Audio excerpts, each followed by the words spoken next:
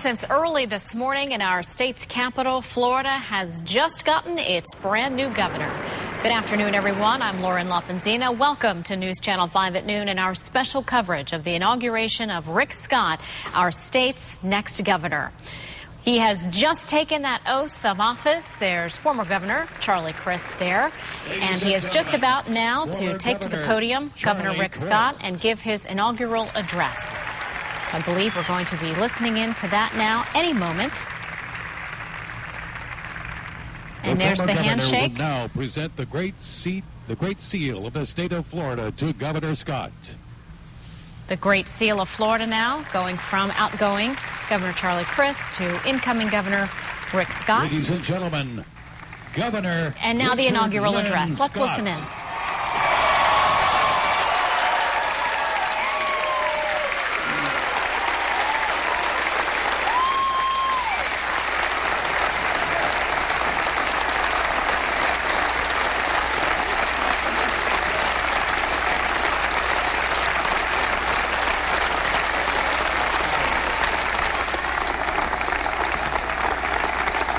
Thank you. Please sit down. So, at least we have nice weather now, right? So, it's Florida, that's right. Yesterday morning we had Greta Van Susteren, and she was complaining about the weather. I would not complain about this weather. So first off, thank everybody for coming. I think first off, Governor Crist, thank you very much. Governor Crist could not have been more gracious during this transition period, and thank you very much.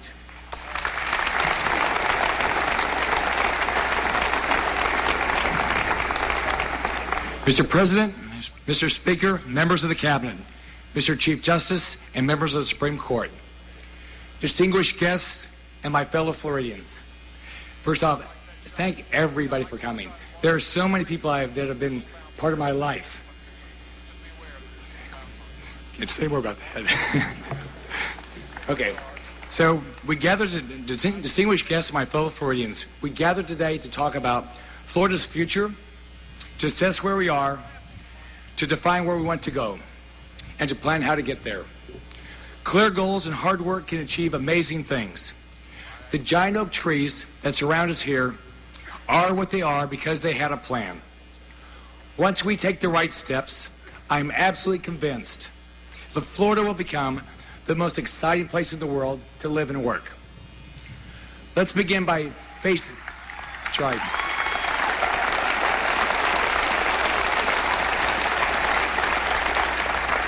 Let's begin by facing squarely the challenge of our time, a stalled economy.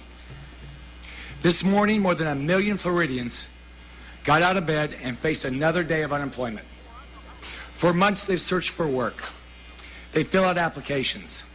They beg for interviews. They face rejection after rejection. Many people who once earned a good living on a construction site, when the economy stalled, buildings stopped, and they found themselves with skills but no degree and absolutely no job. Some are young adults who got a degree and were eager to get started on their lives, but they couldn't find a job, and they've had to move back home. Others are middle-aged adults who had been steadily employed for years and then lost their jobs almost overnight.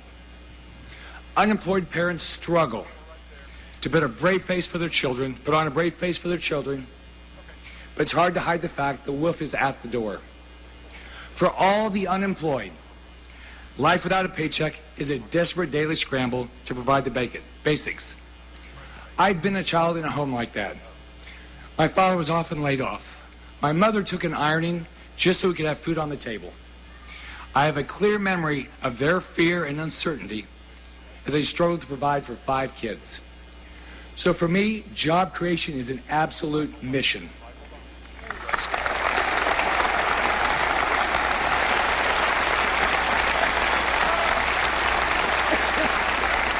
My personal memories fortify my commitment to this mission.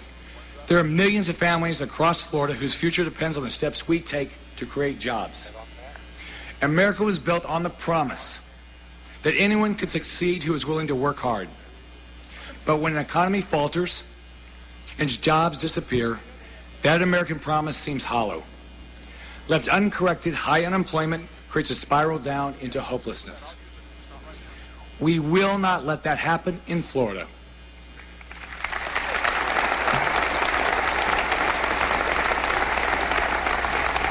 Faced with a deep recession, some say the answer is to expand the role of government. That's the approach the administration has taken in Washington. That is absolutely the wrong approach.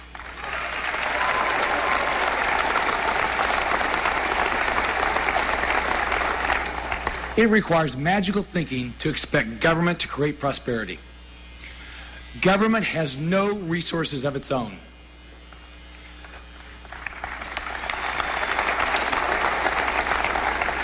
Government can only give to us what it has previously taken from us.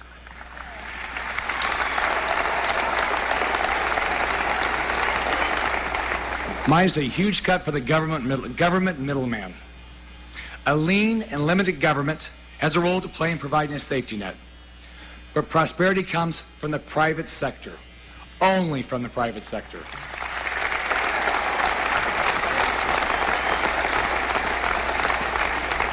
The only path to better days is paved. The only path to better days is paved with new private sector jobs. In my own life, my first jobs were low paying, but they gave me a toehold on the future. They taught me self-discipline. They gave me self-respect. They made me a productive citizen rather than dependent. The availability of those first jobs is essential to steady improvement in the lives of young Floridians. But those entry-level jobs are not enough. The availability of better jobs is the key to a long-term prosperity. Florida has to develop a broader-based economy with a wider diversity of employment opportunities. Our incredible natural resources, our wonderful climate, our beautiful beaches have given us a competitive advantage in agriculture and tourism. We have a long history as a critical national resource for the support and training of our military and the manufacture of defense-related materials. Those sectors will always be the bedrock of our economy. But we have to capture this full spectrum of business activities and opportunities. We need to manufacture more things in Florida. We need to capitalize on our geographic location as a natural connector and distribution hub for the growing economies of Central and South America. We need to become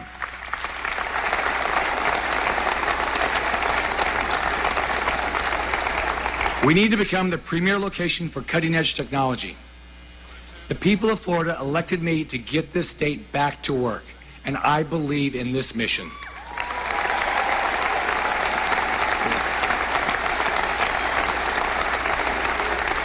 We have hardworking people who are desperately looking for jobs. We have energetic entrepreneurs with plenty of ideas, and we have persuadable investors with ready cash. All that's been missing is the determination to create the most favorable business climate in the world, and we will.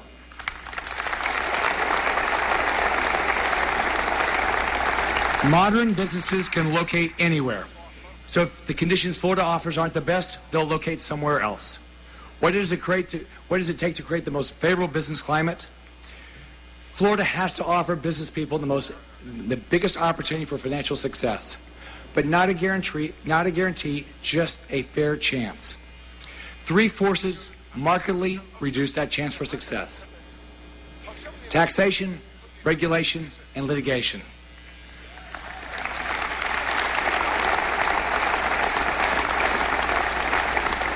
Those three form the axis of unemployment.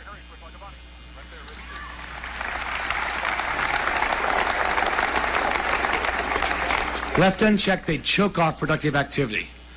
Florida has wisely refused to impose an income tax. Under my plan, we'll eliminate the business tax and reduce the property tax.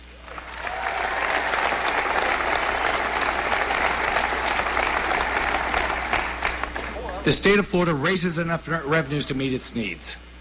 It has to focus on spending those revenues smarter, setting better priorities, and demanding more accountability. We'll also re-examine every regulation to make sure its benefits outweigh its cost. Unless they are pruned, regulations grow like weeds. While there are some regulations that are essential for health and safety, and others that are essential to the protection of our priceless environment, It's past time to demand that every regulation be reevaluated.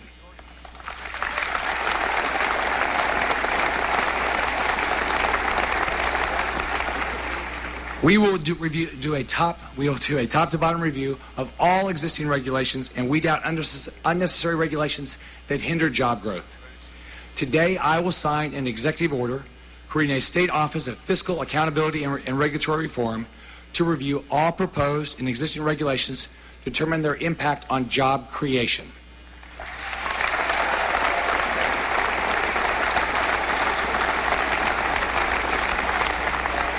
Every Floridian should have a right to access the court system for redress of harm.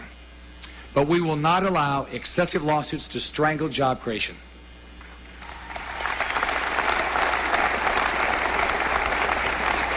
And we will not allow a small group of predatory lawyers to stalk the business community just in search of deep pockets.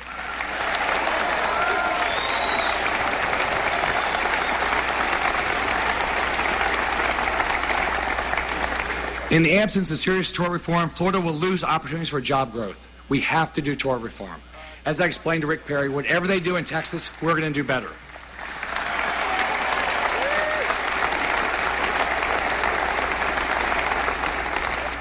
No special interests can be allowed to triumph over the goal of full employment. Job creators need to know that the great state of Florida, the government of the great state of Florida, we are here to work with business people and job creators, not against them.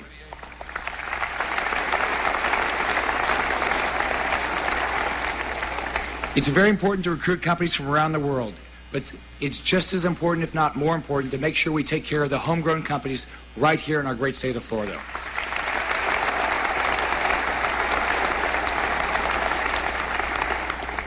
Small businesses are incredibly effective weapons against unemployment, but small businesses are also the most vulnerable to poorly drawn regulations and endless delays in permitting. All I heard in the entire campaign was the unbelievable time it took to get permits in our great state. That doesn't make any sense, and it'll stop.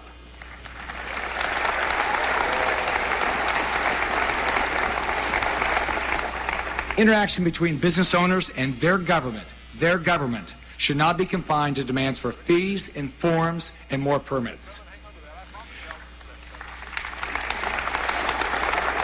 Our main message to potential job creators is, how can we, the great state of Florida, help you succeed?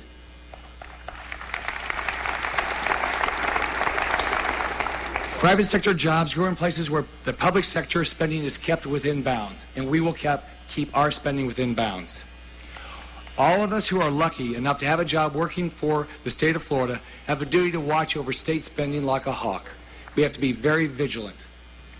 Floridians have entrusted us with their tax dollars. They worked very hard for those dollars. They badly need those dollars for their needs. We must treat those resources with the respect they deserve and keep our demands to an absolute minimum.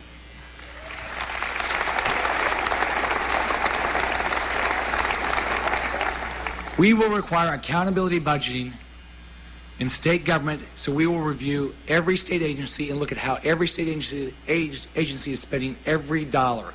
We'll get rid of the agency. We'll get rid of the agencies. We'll get rid of the programs that don't work. We'll expand the programs that do. That'll be in the paper. That wasn't part of the script, so you know.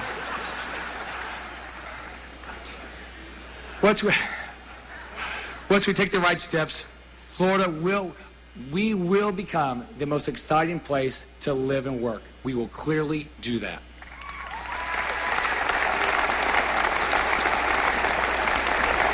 We're going to make Florida the place for innovation. We're going to encourage modern thinkers, the out-of-box thinkers. We're going to become the place. It's not going to be any place else in the world, but we're going to be the place where high-quality education is going to be translated into high-quality jobs. You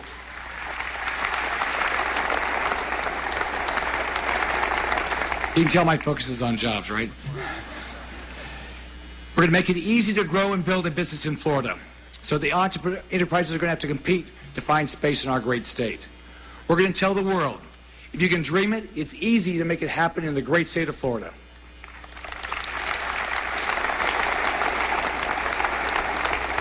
Why not? If you look at it, after all, we've always been the destination for dreamers.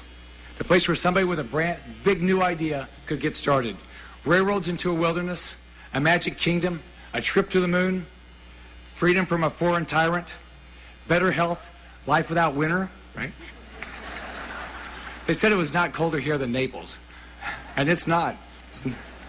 Large and small, dreams are the stuff that Florida is made of. What we said about becoming the best place in the country to create jobs, we'll also take a fresh look at education and in healthcare. Few things matter to us as much as our healthcare and the education of each of our children. It's time to offer Floridians more choices, more opportunity to select the services they want and they need.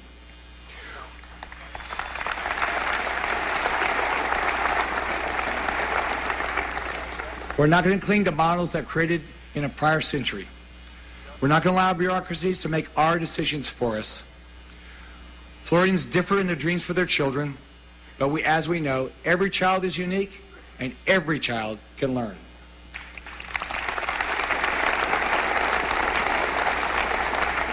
We will have an education system that allows the maximum amount of choice.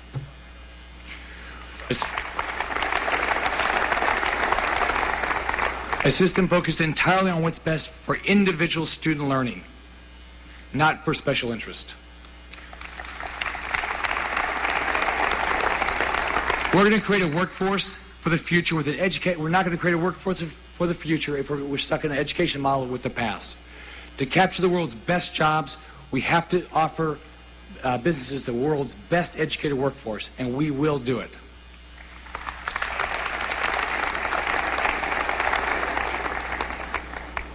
I got to ask if I cared about health care. In the healthcare sector, top-down government programs treat patients like interchangeable parts. That will stop. We're going to treat patients as individuals, choosing their own doctors and making their own decisions in consultation with those doctors.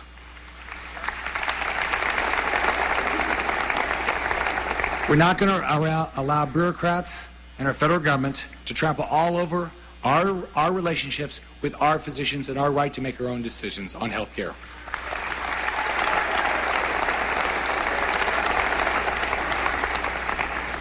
You know, the very wealthy have plenty of options, but for most Floridians, they have far too little say in how their children are educated or how their health care services are provided.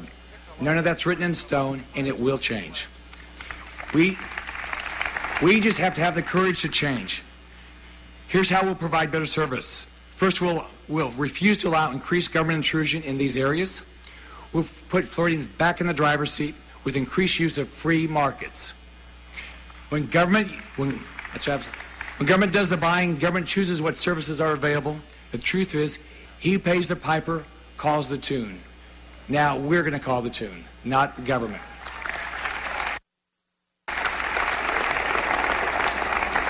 We're going to apply some of the same tools that business people use. We're going to measure everything. We'll implement changes based on what we learn from those measurements. And most importantly, we'll hold everyone accountable. I expect to be held accountable. Everyone in government expects to be held accountable, just like the private sector is held accountable. And I believe in it, and we will do it.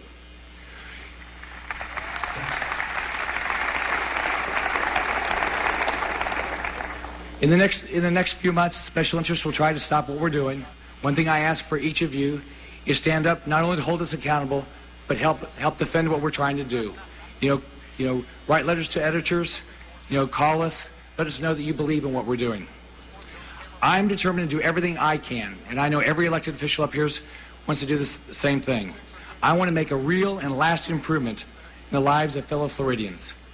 I believe that each of us is responsible to our Maker for what we do. With the time allowed to us on this earth, recognizing that my Maker is watching over my service as governor, I will be resolute in seeking bold, probably more bold than some people like, but bold, positive change.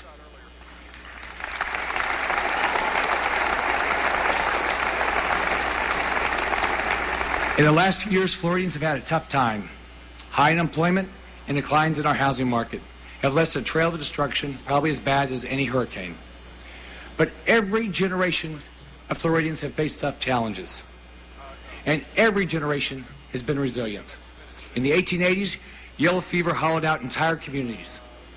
In the Depression of the 1930s, more than 1 in 5 families required relief funds to survive. In the 1940s, over 250,000 Floridians served in uniform, and their worried families were sometimes short of basic necessities. In every decade, we've had to rebuild after horrific hurricanes. After adversity, Florida has always come back stronger. Our current problems are absolutely solvable, and our future is in our hands. We are resilient people.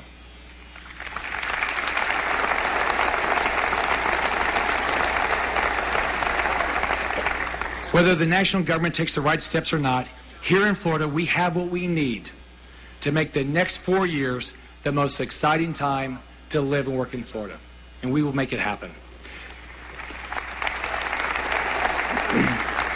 This is the right time to act. This is an unbelievable opportunity for everybody in elected office and for everybody that lives in our great state. Shakespeare put it this way: there is a tide in the affairs of men, which taken at the flood leads on to fortune. I believe this is high tide. This is the time we can do great things together. If we have the courage to act, our children and our grandchildren will someday thank us for it. May God bless the great state of Florida. Let's get to work. Thank you very much.